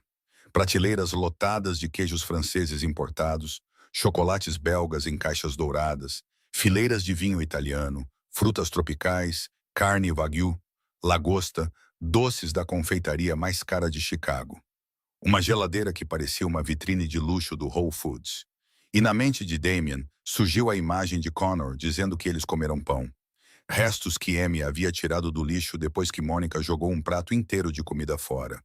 Seus filhos comendo lixo a 20 passos desta geladeira. 20 passos entre a abundância e a fome, guardados por um demônio com rosto humano. Ele bateu a porta da geladeira, se virou, respirou fundo, depois abriu a despensa, procurando por algo normal que seus filhos pudessem comer agora. E sua mão pousou em uma caixa de macarrão com queijo, aquela familiar caixa azul que toda criança americana conhece. E a vergonha o esmagou ao perceber que esta era a primeira vez em sua vida que ele cozinhava. Damen Corsetti, o homem que dirigia um império de centenas de milhões. O homem que negociava com chefes da máfia em Palermo, parado em sua própria cozinha, semicerrando os olhos para as instruções em uma caixa de macarrão porque nunca precisou ler nada em embalagens de alimentos. Ele ferveu a água errado na primeira vez, jogou o macarrão cedo demais na segunda, misturou a manteiga e o queijo em uma pasta grumosa na terceira. Mas no final, ele colocou 2 tigelas fumegantes de macarrão dourado na frente das crianças. E Connor pegou um garfo e comeu imediatamente, devorando como se tivesse medo que alguém o arrancasse dele. Com medo de que isso fosse apenas um sonho e ele acordaria de volta para as crostas secas de pão. Ele comeu até engasgar, e Damen teve que esfregar suas costas e dizer para ele ir devagar. Ninguém vai tirar. Coma devagar. Lily foi diferente. Ela pegou uma pequena porção com o garfo, colocou na boca, mastigou lentamente. Seus olhos não estavam na tigela, mas em seu pai, olhando sem piscar como se estivesse testando se ele era real ou se desapareceria no momento em que ela piscasse. Então ela pousou o garfo e, com a voz de uma menina de 3 anos, disse algo que nenhuma criança de 3 anos deveria ter que dizer. Papai, você está morto? Tia Mônica disse que você estava morto, mas você está aqui. Então você é um fantasma, papai? Damien olhou para sua filha e todas as paredes que ele construiu ao redor de seus sentimentos por 20 anos desmoronaram de uma vez. Ele puxou Lily para seus braços e chorou abertamente, sem se esconder, lágrimas caindo no cabelo sujo de sua filha, seus ombros tremendo. E o som que saiu de seu peito foi um som que Connor nunca tinha ouvido, porque seu pai nunca havia chorado na frente de ninguém. E esta noite foi a primeira vez desde o funeral de Diana que Damien Corsetti se permitiu ser humano em vez de uma máquina. Eu não estou morto, ele sussurrou no cabelo de Lily, sua voz falhando. Estou vivo. Estou aqui. Não vou a lugar nenhum de novo. Me desculpe. Me desculpe por não estar aqui. Me desculpe por deixar alguém te dizer que sua mãe te odiava. Sua mãe te amava. Sua mãe te amava mais do que tudo. Ela nunca te odiou. E me desculpe. Me desculpem, meus bebês. Ele se sentou no chão frio da cozinha, um braço ao redor de Lily, o outro puxando Connor para perto. E Connor envolveu os braços ao redor do pescoço de seu pai e falou com aquela voz estranhamente calma de uma criança de 4 anos forçada a crescer cedo demais. Não é sua culpa, pai. Você voltou. Os heróis sempre chegam no final do filme. É sempre assim. Damien segurou as duas crianças por um longo tempo no chão da cozinha, em meio a macarrão derramado. Depois as levou para cima, sem nem mesmo dar banho porque estavam exaustas. Deitou-as em sua própria cama king size, entre os travesseiros macios. Lily aninhada à sua esquerda, agarrando o velho e surrado urso de pelúcia de sua mãe. Connor à sua direita, com um braço sobre a barriga de Damien. E em menos de 2 minutos, eles estavam dormindo. Dormindo o sono profundo e pesado de crianças que nunca tiveram permissão para dormir de verdade. Respirando lenta e uniformemente na cama em que foram proibidos de entrar por 3 semanas. Damien deitou-se entre eles, de olhos bem abertos no escuro, incapaz de dormir. Sua mente girando entre raiva e culpa e planos para o amanhã. E a imagem das mãos arruinadas de Amy e Lily perguntando se ele era um fantasma. E ele ficou ali até que o relógio na mesa de cabeceira marcou 2 da manhã. Então ele pegou o telefone e ligou para o Northwestern Memorial. A enfermeira da noite lhe disse que a paciente, Amy Dawson, estava estável, com antibióticos e soro, sinais vitais melhorando. Mas ela não estava dormindo bem, entrando e saindo do sono, e murmurando 2 nomes, Connor e Lily, repetidamente como uma oração. E Damien encerrou a chamada, olhou para seus filhos dormindo pacificamente de cada lado dele, então fechou os olhos, e pela primeira vez na noite mais longa de sua vida, ele sussurrou no escuro. Obrigado, Amy. Na manhã seguinte, Damien acordou com o pescoço duro e as costas doendo, porque ele ficou imóvel a noite toda, com medo de se virar e acordar as crianças. O braço de Connor ainda sobre sua barriga e Lily ainda aninhada à sua esquerda, agarrando o urso de pelúcia. Ambos dormindo tão profundamente que Damien teve que colocar a mão em seus peitos para sentir a respiração antes de acreditar que eles estavam realmente bem. E ele saiu da cama, tomou um banho rápido, vestiu jeans e uma camiseta preta em vez de um terno. Porque hoje ele não era um chefe da máfia. Hoje ele era apenas um pai. Então ele acordou as crianças, deu-lhes banho em água morna com sabonete de lavanda, vestiu-as com roupas limpas. E pela primeira vez em 3 semanas, Connor e Lily pareciam crianças em vez de refugiados. Ele dirigiu até o Northwestern Memorial com as crianças no banco de trás. Não no Rolls Royce, mas no Range Rover que Ref havia deixado. Porque Damien não queria que eles se sentassem novamente no carro ligado às memórias de ontem. E quando os 3 entraram no quarto VIP, no 12º andar onde Amy estava descansando, a primeira coisa que Damien viu foi um quarto branco e claro, cheio de sol da manhã. Amy deitada na cama do hospital com uma linha de soro no braço esquerdo e antibióticos correndo no direito. Ambas as mãos envoltas em bandagens brancas e limpas. Seu rosto ainda vermelho da queimadura de sol, mas seus olhos mais claros agora, mais vivos. E quando ela viu as 3 figuras entrarem pela porta, aqueles olhos brilharam como uma chama soprada de volta à vida no escuro. Connor não esperou por permissão. Ele soltou a mão de Damien e correu pela sala, subiu na cama e abraçou Amy com força. Pequenos braços travados em volta do pescoço dela com tanta força que a linha do soro tremeu. E Amy o abraçou de volta, com as mãos enfaixadas. Beijou o topo de sua cabeça e sussurrou: "Aí está meu pequeno herói. Senti tanto a sua falta." E Connor enterrou o rosto no pescoço dela e chorou sem som. O tipo de choro que ele aprendeu muito bem, porque por 3 semanas ele só teve permissão para chorar em silêncio. Então Lily se adiantou, mais devagar, mais tímida, parando ao lado da cama e olhando para Amy com olhos grandes. E ela fez algo que fez Damon levantar a mão sobre a boca na porta. Lily estendeu o urso de pelúcia, o velho e gasto urso que Diana lhe dera antes de morrer. O urso que Lily não largou por um único segundo desde que sua mãe se foi. O urso que era o único fio que ligava Lily à memória do cheiro e do calor de sua mãe. E ela o colocou na barriga de Amy e disse com sua voz clara de 3 anos: "Você pode pegar o urso da mamãe emprestado, senhorita Amy. A mamãe disse que este urso cura toda a dor. Segure-o e você vai parar de doer." Amy olhou para o urso, depois para Lily, e as lágrimas transbordaram. Mas desta vez, ela sorriu através delas, puxando Lily para a cama e envolvendo as duas crianças em seus braços, com o urso de pelúcia preso entre 4 mãos pequenas. E Damon ficou na porta, observando os três naquela cama de hospital, sentindo seu coração se partir e se remendar ao mesmo tempo. Quando as crianças se acomodaram ao lado de Amy, assistindo a desenhos em um iPad que a enfermeira trouxe, Damon puxou uma cadeira para perto. E Amy lhe contou o que não conseguiu dizer ontem. Que Mônica havia ameaçado que se Amy chamasse a polícia, Mônica usaria sua influência para incriminar Amy por roubo e garantir que sua irmã mais nova, Josie, fosse levada pelos serviços de proteção à criança para se perder no sistema de adoção para sempre.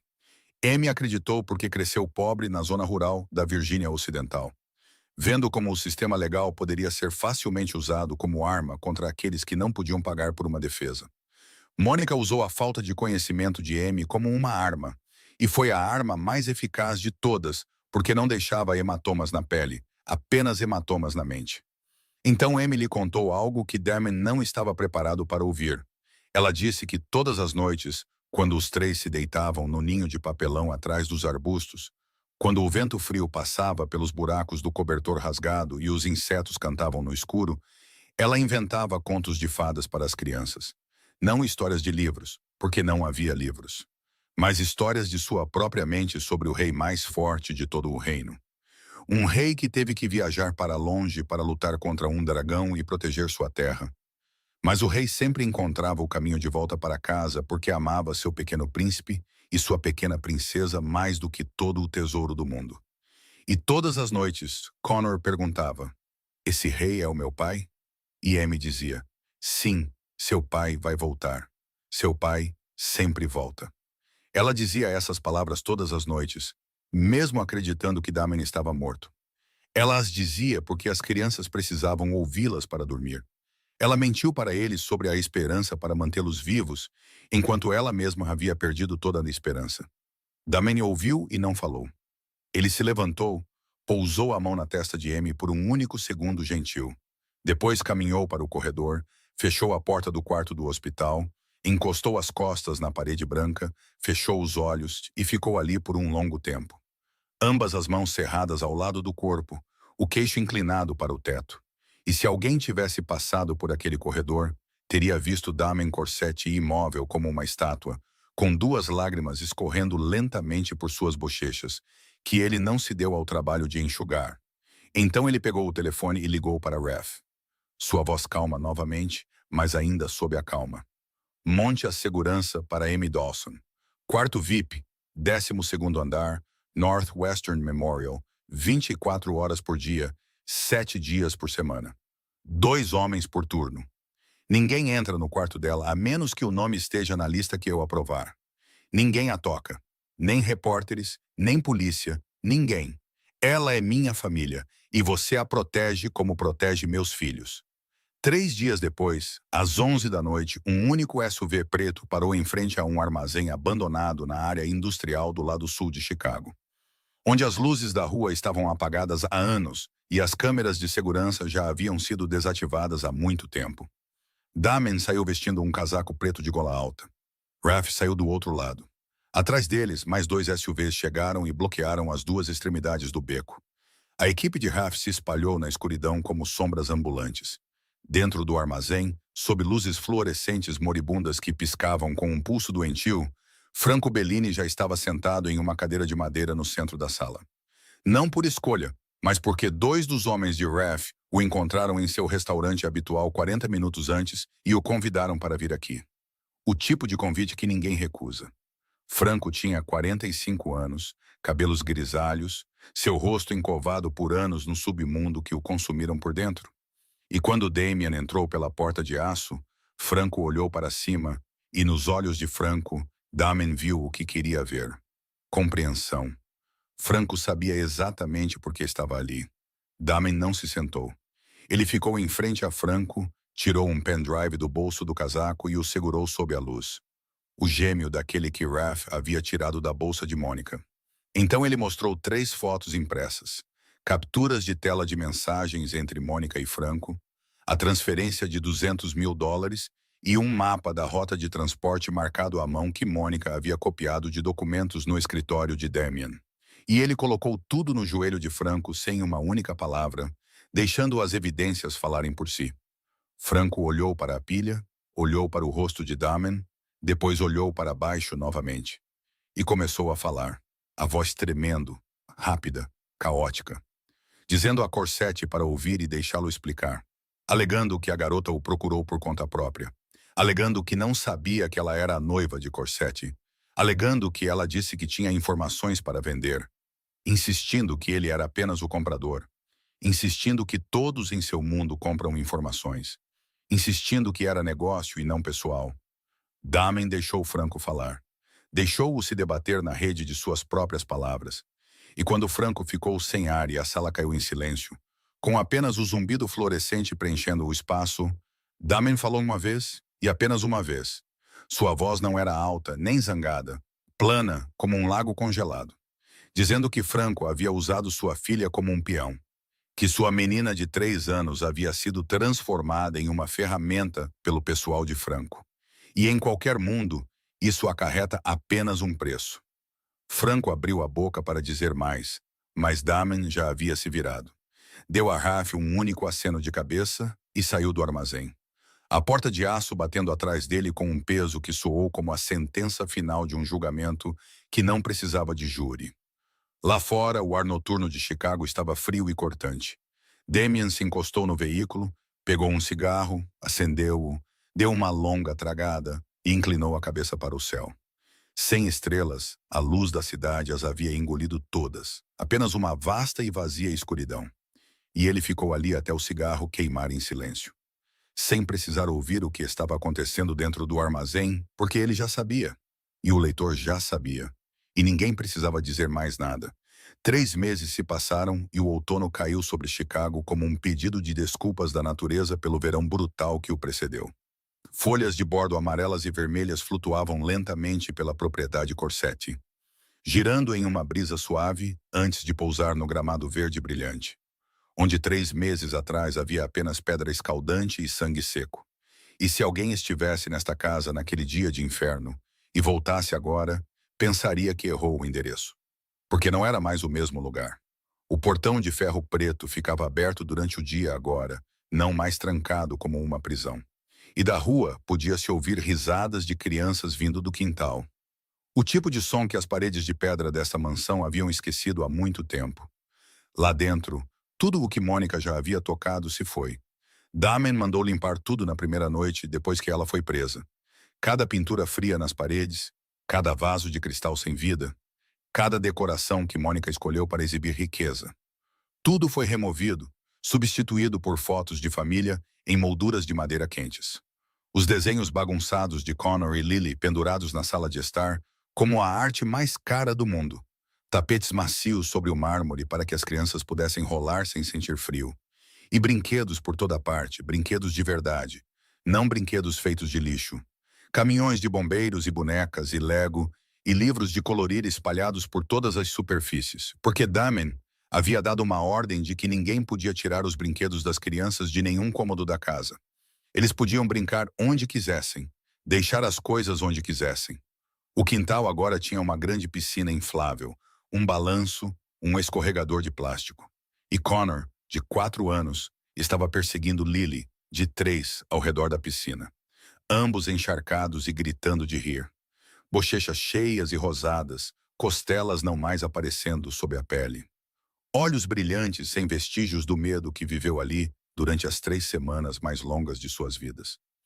E Amy Dawson saiu pela porta de vidro deslizante que conectava a sala de estar ao jardim. Mas ela não era a Amy de 3 meses atrás. Não em um uniforme azul claro imundo, não escondendo mãos retalhadas dentro de luvas de borracha amarelas, não andando com a postura curvada de alguém acostumado a ser oprimido. Ela usava um vestido floral leve em creme suave e azul pastel. Seu longo cabelo preto, brilhante e solto sobre os ombros, limpo e macio após semanas de cuidados de recuperação. Seu rosto mais brilhante, embora sardas fracas ainda permanecessem como um lembrete daqueles dias de queimadura de sol. E suas mãos estavam visíveis agora, sem nada a esconder. As cicatrizes curadas em finas linhas brancas em suas palmas e dedos, como um mapa de uma guerra já sobrevivida. Não mais dolorosas, mas ali para sempre como um lembrete. Em seu pulso esquerdo, uma delicada pulseira de ouro captava a luz. 2 pequenos pingentes pendurados nela. Um de um menino, outro de uma menina. Um presente que Connor e Lily escolheram com o pai na joalheria para o aniversário de Amy no mês passado. E Amy tocava aqueles pingentes todos os dias da maneira como as pessoas tocam um talismã. Ela caminhava devagar, inclinando-se ligeiramente para a esquerda, uma mão apoiada em uma bengala de carvalho esculpida. A sequela da fraqueza por desnutrição e semanas no hospital, deixando sua perna esquerda não totalmente recuperada. O fisioterapeuta disse que levaria mais alguns meses. Mas Amy não estava com pressa, porque agora ela tinha tempo. Agora ela tinha um lugar para voltar. E isso era algo que ela nunca teve em todos os 27 anos de sua vida. E se alguém perguntasse a Damen qual foi a maior mudança dentro desta mansão, a resposta não seria móveis ou paisagismo. Seria Josie. Josie Dawson, a irmã de 12 anos de Amy. Uma menina magra com cabelos castanhos e olhos grandes, que 3 meses atrás dormia em um beliche em um abrigo de Louisville com um travesseiro fino e um cobertor compartilhado.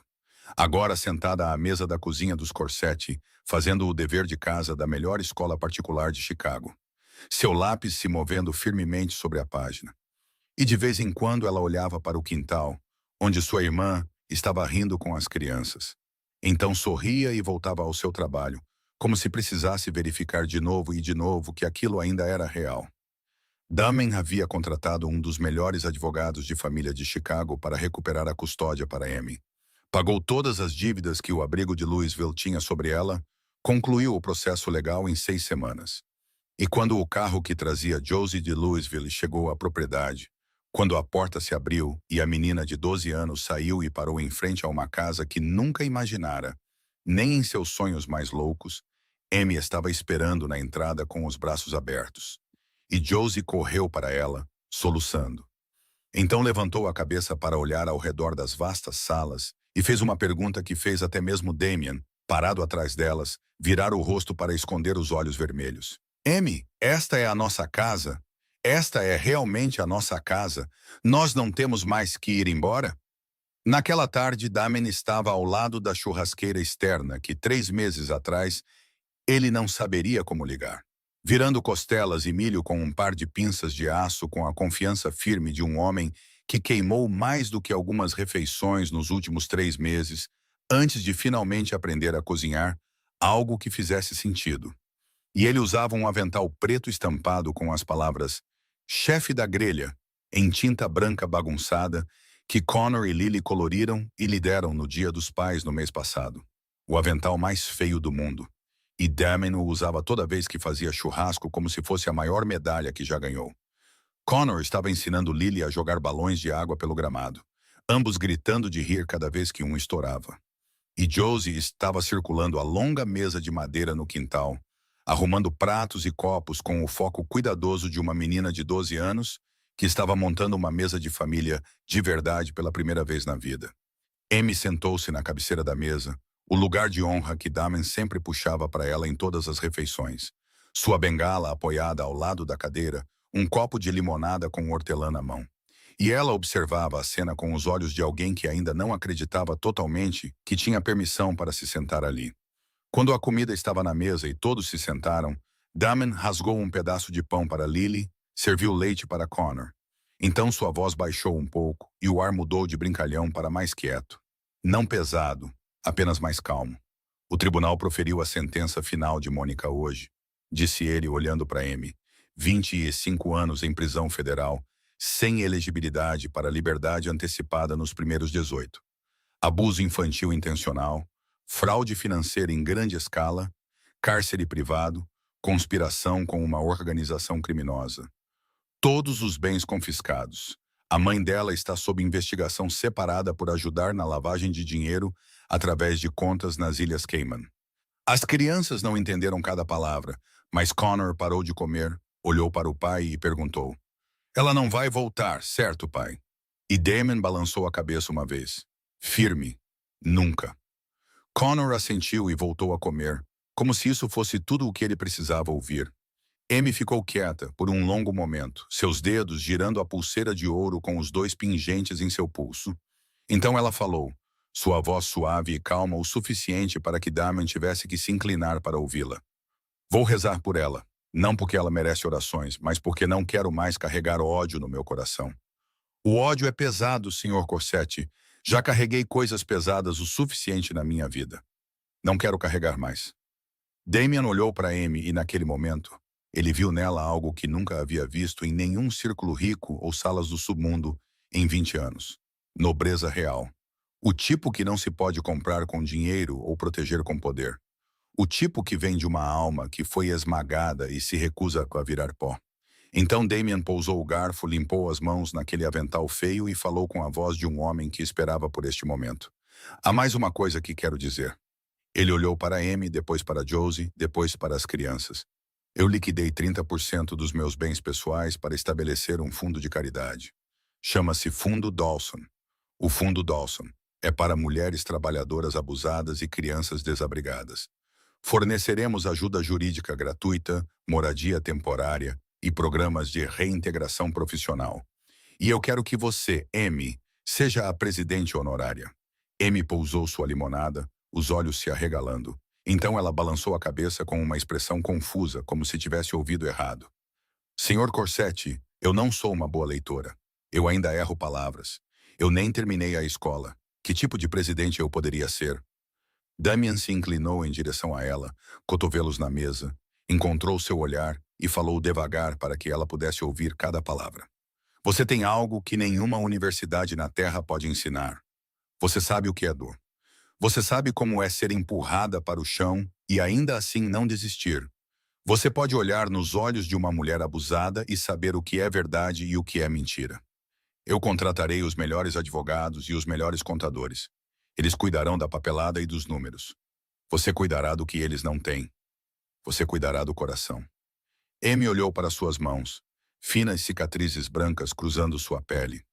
Mãos que uma vez esfregaram o chão com uma escova de dentes e agora estavam sendo convidadas a liderar uma instituição de caridade.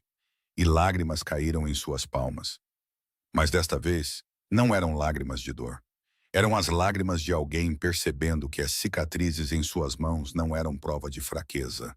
Eram medalhas de sobrevivência. Josie se levantou e correu ao redor da mesa para abraçar a irmã. Connor parou no meio da mordida e olhou da senhorita Amy para seu pai. E com a voz inocente de 4 anos que não sabia que a pergunta que estava prestes a fazer mudaria o ar na mesa, ele disse: "Pai, a senhorita Amy vai ficar conosco para sempre?" Damien olhou para Amy.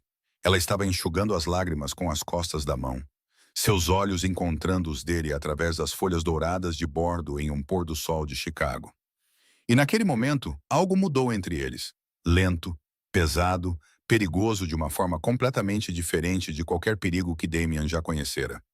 E ele respondeu, não olhando para seu filho, mas olhando para ela: "Eu espero que sim." As crianças dormiam há horas. Connor virado de lado com um braço ao redor de Lily na grande cama lá em cima. O velho urso de pelúcia de sua mãe espremido entre eles. E Josie aninhada em seu próprio quarto, abraçando o travesseiro novo com o qual ainda não conseguia se acostumar porque era muito macio. A casa inteira mergulhou em silêncio. Mas desta vez era o tipo certo de silêncio. O silêncio da paz em vez do medo. Amy e Damien sentaram-se na varanda dos fundos em duas cadeiras de madeira, lado a lado, de frente para o horizonte de Chicago. O horizonte brilhando como uma galáxia deitada de lado à distância. O vento de outono movendo-se suavemente, com o cheiro de folhas de bordo úmidas e terra após uma chuva de tarde. E eles ficaram sentados sem falar por um bom tempo. O tipo de silêncio confortável que duas pessoas compartilham quando não precisam de palavras para sentir a presença uma da outra. Amy foi quem o quebrou. Sua voz gentil, mais direta, da maneira que apenas alguém que caminhou pelo inferno ganha o direito de ser direto. Senhor Corsetti, posso lhe perguntar uma coisa? Damien a corrigiu. Damien, me chame de Damien. Damien, ela repetiu. E o nome dele em seus lábios soou diferente, mais suave, mais próximo. Por que você não a matou? Eu sei que o seu mundo permite isso. Eu sei que você tinha o poder. E depois do que ela fez com Connor e Lily, ninguém o teria culpado se você o fizesse. Então por quê? Damien não respondeu imediatamente. Ele olhou para as luzes piscantes de um avião descendo em direção a O'Hare. E quando falou, sua voz era lenta e baixa, como um homem falando mais para si mesmo do que para qualquer outra pessoa. Porque Connor estava me observando. Ele estava parado bem atrás de mim, de olhos arregalados, esperando para ver quem era seu pai, esperando para ver que tipo de homem seu pai era. E eu percebi que o que quer que eu fizesse naquele momento seria esculpido em sua mente para sempre. Passei minha vida inteira acreditando que força era a capacidade de destruir qualquer coisa em meu caminho. Mas naquele dia, aprendi que a verdadeira força não é a capacidade de destruir. É a capacidade de parar quando você pode destruir. Parar porque há olhos de 4 anos em você. E você quer que esses olhos se lembrem de um pai, não de um monstro.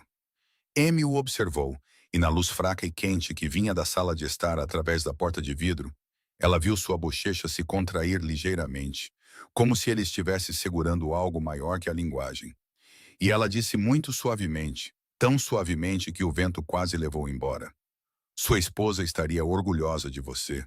Gianna estaria tão orgulhosa. Damien engoliu em seco, sua garganta se apertando. E ele não falou, não conseguia falar. Apenas ficou ali, olhando para frente, enquanto 4 anos de saudade e culpa subiam e desciam dentro de seu peito como ondas encontrando a costa. O silêncio retornou, mas agora carregava algo novo. Um fio invisível esticado entre eles, frágil, mas real. E então Damien fez algo que não fazia com ninguém desde que Diana morreu. Ele estendeu a mão em direção a Amy, devagar, hesitante, seus dedos tremendo de uma forma que suas mãos nunca tremiam, mesmo quando segurava uma arma ou assinava contratos de milhões de dólares. E as pontas de seus dedos tocaram as costas da mão de Amy. Tocaram a cicatriz branca, mais longa que ia de seu pulso em direção ao dedo médio. Tocaram-na tão gentilmente quanto se toca uma borboleta. E Amy não se afastou, não se encolheu. Ela apenas olhou para os dedos dele pousados em sua cicatriz. Então, lentamente, virou a mão e Damien colocou sua palma na dela. A pele áspera de um chefe da máfia contra a pele cicatrizada de uma garota da Virgínia Ocidental. E eles fecharam as mãos, não apertando, apenas segurando, como duas pessoas paradas à beira de algo de que ambos tinham medo. Mas nenhum deles queria recuar. Eles ficaram ali, de mãos dadas, sem dizer outra palavra, até que as estrelas começaram a aparecer no céu de Chicago, uma por uma, depois em grupos, e então como uma faixa fraca e teimosa rompendo o brilho da cidade. E o vento fez as folhas de bordo caírem ao redor da varanda como chuva dourada. Dentro da casa, Connor se mexeu e acordou, seus olhos se abrindo para escanear o quarto escuro por hábito, verificando se não estava do lado de fora, no papelão, novamente.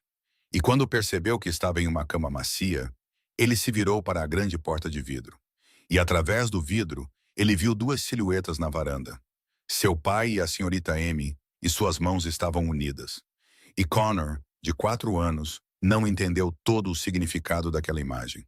Mas pelo instinto de uma criança que perdeu a mãe cedo demais, ele sabia que o que estava vendo era bom. Era algo que esta casa sentia falta há muito tempo. E ele sorriu, um sorriso pequeno e pacífico no escuro. Então se virou, abraçou Lily e adormeceu novamente. Damien Corsetti já foi o homem que toda Chicago temia. O homem cujo nome fazia juízes gaguejarem e policiais desviarem o olhar. O homem que matou, que destruiu, que construiu um império de escuridão e sangue. Mas esta noite ele era apenas um homem segurando a mão de uma mulher de 27 anos da pobre zona rural da Virgínia Ocidental. Uma mulher que lutou contra o mal com as próprias mãos, de uma forma que nem o aço do submundo poderia perfurar. E pela primeira vez em 36 anos de vida, o homem que não temia nada finalmente encontrou a única coisa que tinha medo de perder. E este é o final desta história. Uma história sobre ganância e traição, mas também uma história sobre lealdade e sacrifício incondicional. Sobre uma mulher pobre que escolheu ficar e proteger duas crianças que não eram suas, mesmo quando não tinha mais nada. Sobre um homem poderoso que aprendeu que a verdadeira força não reside em uma arma ou em uma conta bancária. Ela reside na capacidade de se ajoelhar, abraçar seus filhos e dizer, me desculpe. A lição desta história não é para uma única pessoa, é para todos nós. O valor de uma pessoa nunca é medido pelo dinheiro em sua conta ou pela marca em suas roupas. É medido pelo que ela faz quando ninguém está olhando, pela forma como trata alguém mais fraco do que ela, pela escolha de ficar quando partir seria muito mais fácil. Se esta história tocou o seu coração, se você sentiu algo em seu peito ao ouvir sobre Amy, esfregando o chão de joelhos para comprar 15 minutos de calor para as crianças, ou ao ouvir Lily perguntar se seu pai era um fantasma, então clique no botão de gostei para que esta história possa alcançar mais pessoas. Compartilhe este vídeo com alguém que você acha que precisa ouvi-lo hoje. E se você ainda não se inscreveu, inscreva-se e ative as notificações para não perder novas histórias todos os dias. Eu adoraria saber como esta história fez você se sentir. Ela se conectou com algo em sua vida real? Qual personagem te comoveu mais? Deixe um comentário para que possamos ouvir o que está em seu coração. Cada comentário é importante para nós. Desejando a todos que estão assistindo boa saúde, uma vida feliz e paz todos os dias. Adeus e nos vemos no próximo vídeo.